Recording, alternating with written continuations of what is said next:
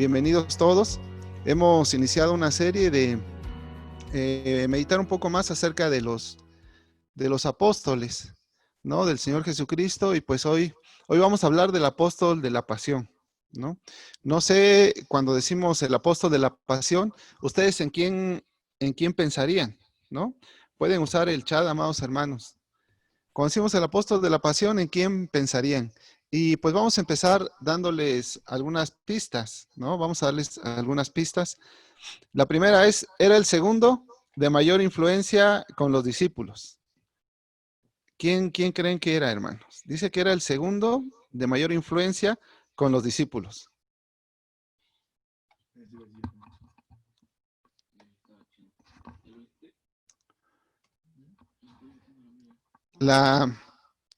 La segunda pista, hermanos, pertenecía al círculo íntimo del maestro, ¿no? Así ya vamos reduciendo el número.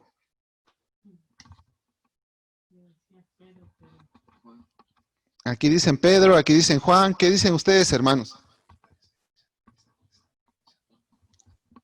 Es el No, a ver, apóstol ¿quién Juan. más? Juan. El apóstol Juan. Juan tiene muchos votos acerca del apóstol de la pasión, y vamos a darles la última pista. Yo creo que aquí ya despejamos las dudas y sabemos de quién vamos a platicar en esta tarde, amados hermanos. Fue el primer mártir de la iglesia y del único apóstol del que hay registro de su muerte. Ahora sí, ¿quién es, amados hermanos? No es Juan, dicen, porque Juan no fue martirizado. Esteban, dicen que es alguien dice que es Esteban, nada más que Esteban no era apóstol.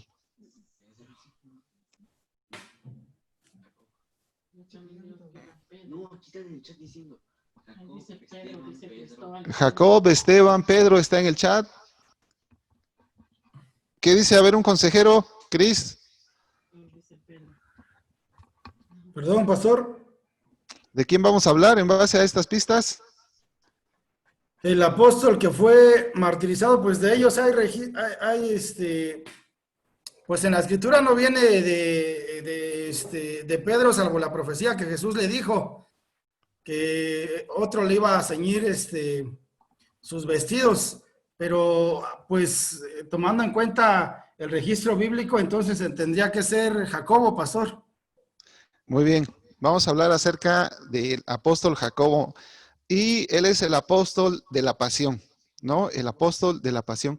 Es una figura mucho más importante de lo que podemos imaginar, y vamos a ir viendo por qué, ¿no? Voy a invitarles a que tomen sus Biblias. Es importante que busquen las citas, ¿no? Es importante que vayan tomando nota. Y yo no sé si alguno pudiera comentar en el chat o pudiera abrir su micrófono un momento y decirnos en qué episodios recuerda a Jacobo. Ahorita estamos leyendo Mateo. A ver, ¿en qué episodios recuerdan a Jacobo? ¿En qué historias con Jesús lo recuerdan?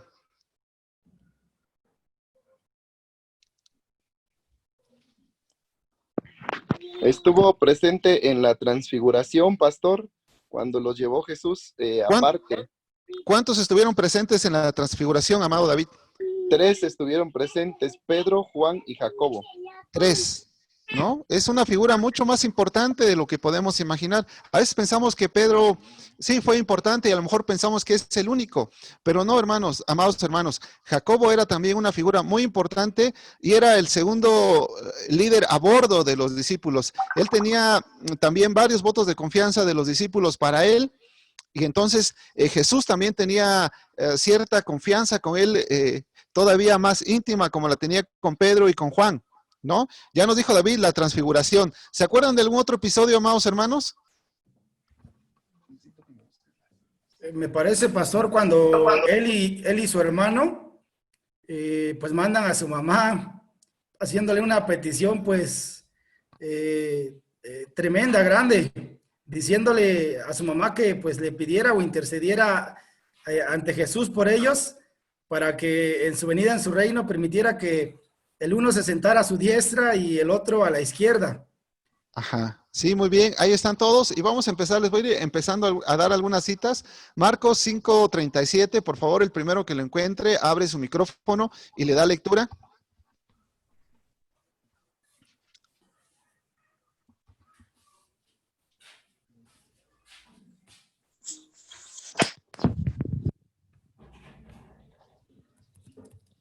Y no permitió, y no no permitió permitió que le siguiese nadie sino Pedro, Jacobo y Juan, hermano de Jacobo.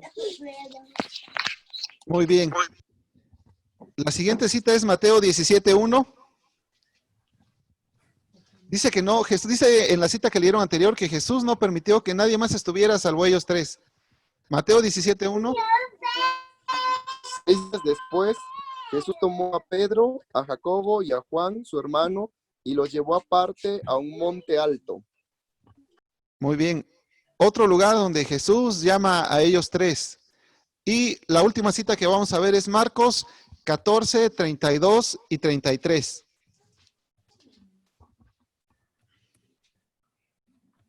Vinieron pues a un lugar que se llama Getsemaní y dijo a sus discípulos, sentaos aquí, entre tanto que yo oro, y tomo consigo a Pedro, Jacobo y Juan, y comenzó a entristecerse y a angustiarse. Jesús mostraba los sentimientos más profundos que tenía con sus amigos más íntimos. Y en este caso siempre vamos a estar hablando de Pedro, Jacobo, Juan, aunque Andrés también de repente estaba con ellos. Amados hermanos, Jesús llamó varias veces a Jacobo. Fue uno de los tres presentes en la resurrección de la hija de Jairo. Estuvo presente en la transfiguración y era parte del equipo espiritual de nuestro Señor Jesucristo. Entonces, amados hermanos, Él ocupa un lugar especial y trascendente. Y tendríamos que seguir hablando de Él para tratar de hacernos una opinión acerca de Él. Si yo le preguntara al hermano Eleazar, ¿qué opinión tiene usted, hermano, de Jacobo?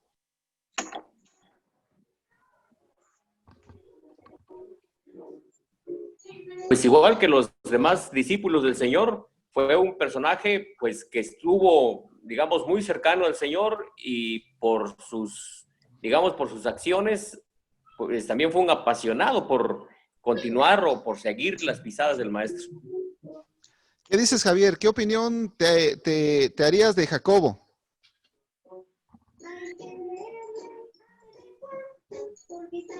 Pues de entrada que fue una persona que se sometió a los principios que Jesús ya había establecido. Entonces creo que siempre él nunca renegó y nunca dijo otra cosa más que lo que Jesús decía. ¿Saben cómo los llamó el Señor Jesucristo? Los hijos Trabajando, del trueno. pastor. Los hijos del trueno. Los llamó los hijos del trueno. ¿Por qué creen ustedes que los llamó los hijos del trueno? Imagínate a Juan, ¿no? Y a Jacobo, hermanos. Los que tenemos hijos y son hermanos y son varones y se llevan pocos años, hermanos, son terribles, ¿no? Se empiezan a jugar pesado, empiezan a hacer varias cosas. Imagínense cómo eran ellos ya de adultos, que el Señor Jesucristo los llamó los hijos del trueno. Y vamos a conocerlo un poco mejor, ¿no? Dice en Lucas 9:51 al 56, ¿se acuerdan? Que para celebrar la Pascua el Señor Jesucristo iba a Jerusalén y tenía que pasar por Samaria. Y amados hermanos, los judíos que hacían el viaje entre ambos puntos deliberadamente tomaban un camino que les obligaba a viajar varios kilómetros más, varios kilómetros extra, porque no querían pasar por Samaria. Entonces rodeaban Samaria para llegar a Jerusalén, porque había ahí un pleito ya que tenían estas dos culturas, estas dos naciones. Los que han leído su Biblia van a recordar que Samaria perteneció en un tiempo pues como parte, creo que es del Reino del Norte, pero después fue conquistado y fue repoblado y trajeron gente de otras culturas, de otras naciones a vivir en Samaria. Pero dice que las fieras abundaban ahí y hacían mucho daño, y entonces el rey que estaba a cargo de todo eso mandó a llamar a un sacerdote judío para que les enseñara a estas personas que poblaban Samaria la forma de adorar a Dios y de esta forma mermar a todos esos daños que ellos tenían. Entonces hicieron una mezcla, amados hermanos, de la forma de alabar a Dios, de la cultura. ¿Alguien se acuerda cuál era el monte donde los samaritanos decían que ahí se tenía que adorar?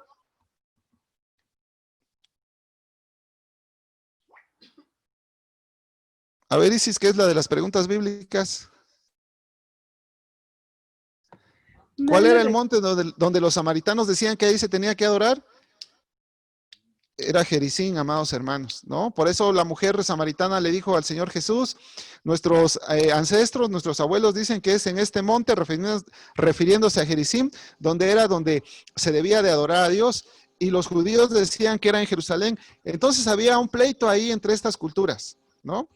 Hay muchos que nos gusta ser mediadores, hay muchos que son apasionados, y eso podemos verlo en el fútbol, ¿no? Cómo reaccionamos cuando un amigo pues se equivoca en el pase, se lo lleva el rival, cómo nos apasionamos en esas cosas, ¿no?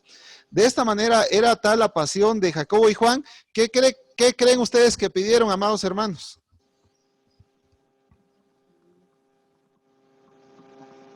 Que descendiera fuego del cielo para consumir a todos los samaritanos en este caso. Bajo este contexto que estamos viendo, hermanos, así es. Están pidiendo que descienda, imagínense, fuego del cielo para consumir a los samaritanos, ¿no? ¿Qué carácter podemos decir que tenía Jacobo, hermanos?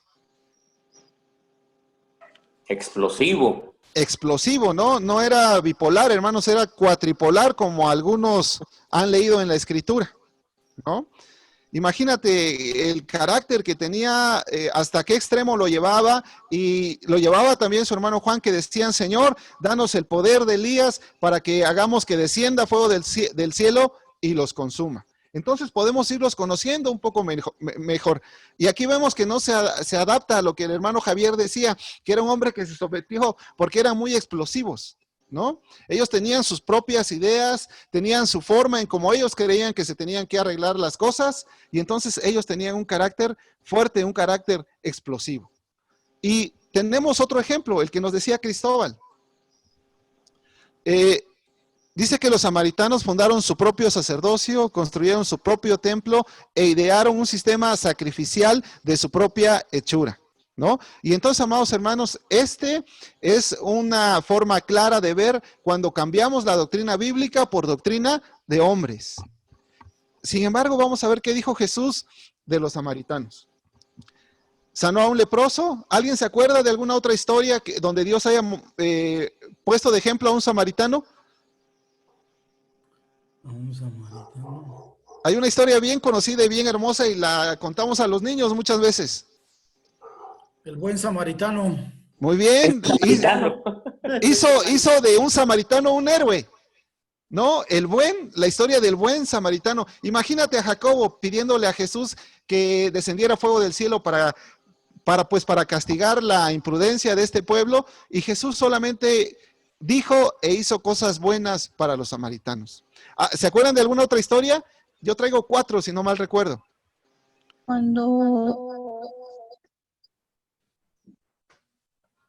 Cuando se acercó en el pozo a la mujer samaritana, pastor. Muy bien, Ludi. Sí, cuando se acercó y platicó con la mujer samaritana, y no solamente le dijo la verdad espiritual en la que ella estaba, sino que dice que fue con el pueblo y les reveló la salvación. Entonces, amados hermanos, pues está la historia del buen samaritano, que había cambiado el agua normal de esa mujer que nos comentan ahorita en agua de vida para esa mujer y para ese pueblo. Y por último, hermanos, en Hechos 1:8 envía a sus discípulos a predicar en Samaria. Jesús ama a los samaritanos.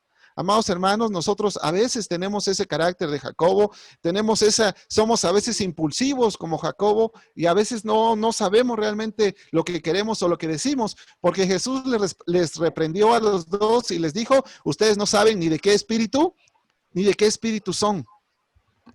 Y tenemos la otra historia que comentábamos, un trono en el reino. Dice que Jacobo y Juan habían estado, pues, de alguna manera discutiendo, argumentando que ellos tenían el derecho de sentarse, o que ellos merecían el derecho de sentarse a la izquierda y a la derecha de nuestro Señor Jesucristo. Entonces vemos que ellos tenían alguna importancia, ¿no? Lo que pasa es que a veces no profundizamos más en los estudios bíblicos, no buscamos otras fuentes, y a veces no tenemos un panorama claro y cierto de lo importante que fue cada discípulo en la vida y en la formación, amados hermanos, de la iglesia. Si yo les preguntara, hermanos, ¿por qué pensaron que lo merecían? ¿No? ¿Por qué si eran 12, solamente ellos dos, y ellos dos que eran hermanos, pensaban que merecían sentarse a la diestra y a la siniestra de nuestro Señor Jesucristo? ¿Usted qué opina? Participen, hermanos, participen.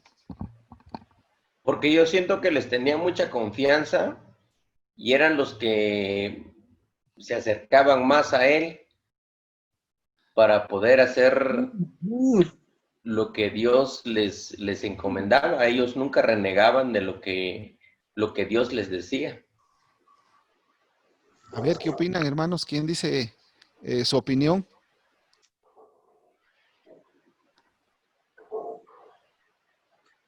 ¿Habría algo que les hacía pensar que ellos tenían el derecho? Porque lo que nos dice Javier está bien, pero pues todos los demás también hacían lo que el Señor les decía. Si bien es cierto, no estaban en el círculo íntimo, en el círculo de liderazgo, pero habían tenido muchas experiencias con el Señor Jesús.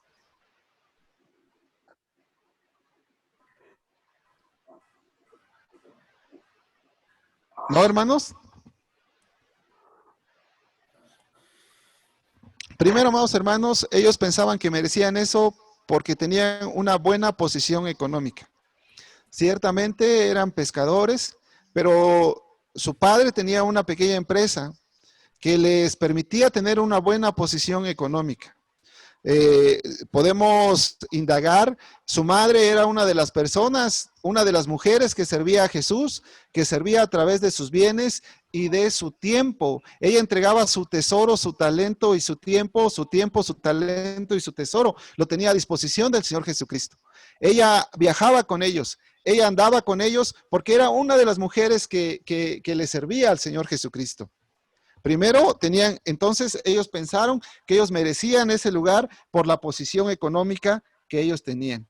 Y segundo, amados hermanos, ellos tenían muchas influencias, aunque usted no lo crea, porque esa es la forma a través de la cual Juan tuvo acceso pudo pasar a Pedro a ver al sumo sacerdote en el momento en que el Señor Jesucristo fue arrestado.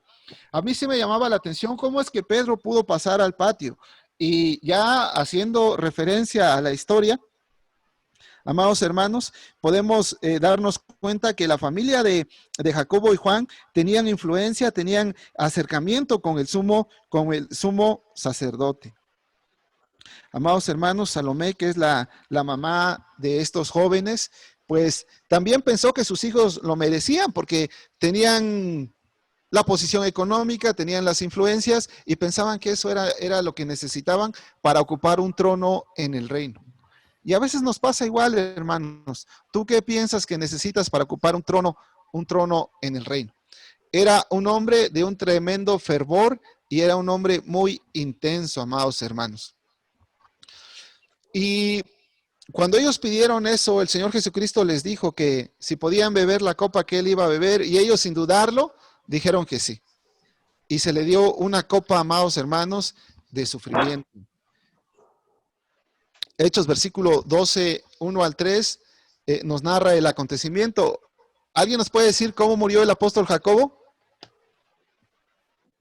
Espada. Y cuando decimos a espada, ¿qué pensamos? ¿Que le atravesaron una espada? ¿Qué dicen? Participen, amados hermanos.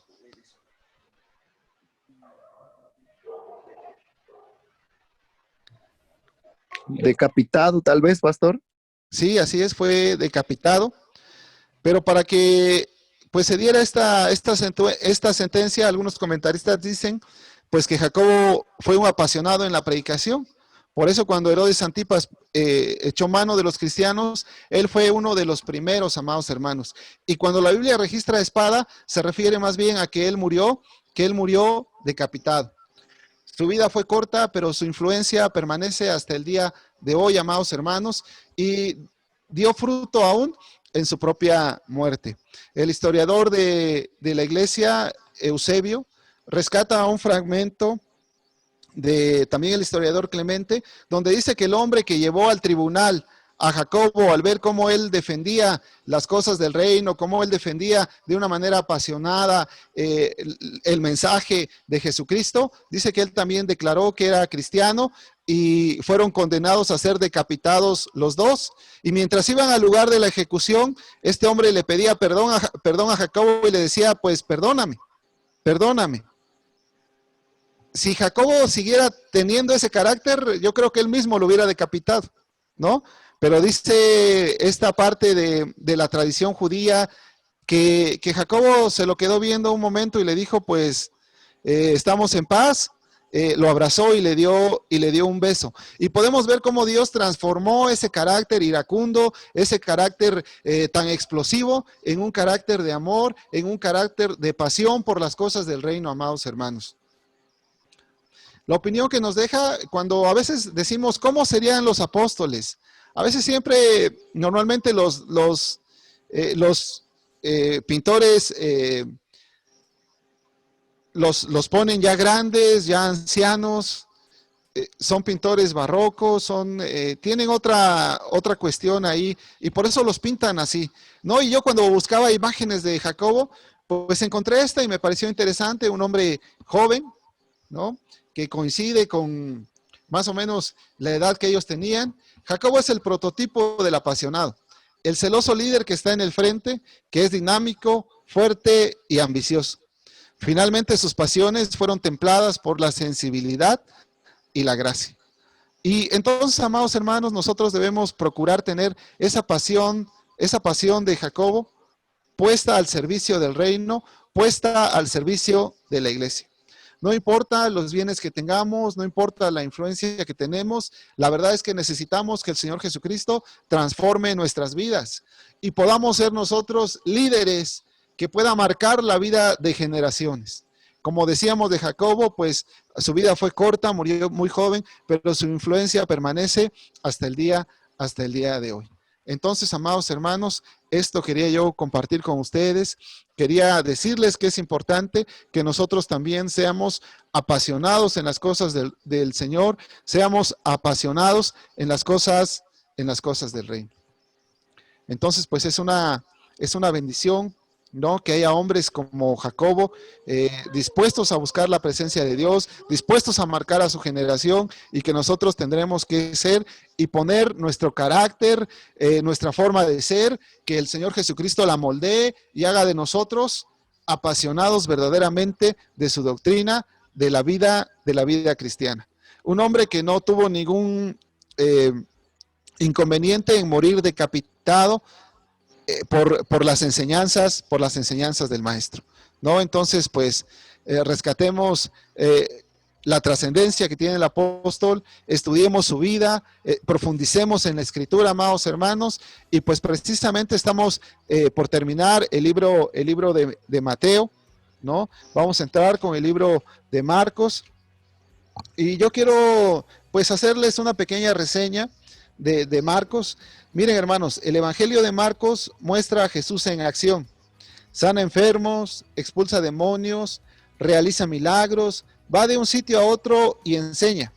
En Marcos todo sucede inmediatamente. En cuanto termina un episodio, ya comienza el otro. Pero este ritmo acelerado de pronto disminuye cuando Jesús entra a Jerusalén. A partir de entonces los acontecimientos se miden por días y su último día por horas. Marco también un apasionado de la escritura. Acerca del autor, amados hermanos, el Evangelio de Marcos es anónimo.